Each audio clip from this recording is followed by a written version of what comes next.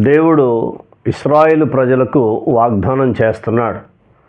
మోషే ద్వారా రాయిస్తున్నాడు. యెహోవా నీకు సమృద్ధికరమైన మేలు కలగజేయనని మోషే ద్వారా వాగ్దానం చేస్తున్నాడు ఇశ్రాయేలు ప్రజలకు. మరి అదే దేవుడు నీతో మాట్లాడుతున్నాడు. యేసయ్య నీకు సమృద్ధికరమైన మేలులు చేస్తానని వాగ్దానం చేస్తున్నాడు. ఆయన మాట నమ్ము, విశ్వాసం కలిగి ఉండు, ఆ వాగ్దానాన్ని ఖచ్చితంగా పొందుకుంటావు. అందుకే ఈనాడు ఇశ్రాయేలు ప్రజలు ఆశీర్వించబడే కారణం ఈ వాక్యం ద్వారా. అలాగే నీవు, నీ కుటుంబం కూడా ఆ వాగ్దాన ప్రకారంగా ఆశీర్వాదం పొందుకుంటారు. సమృద్ధికరమైన మేలులు దేవుడు చేస్తారని వాగ్దానం చేస్తున్నాడు. ఈ వాగ్దానం మీకు, మీ కుటుంబానికి దేవుడు చేయునుగాక. ఆమేన్.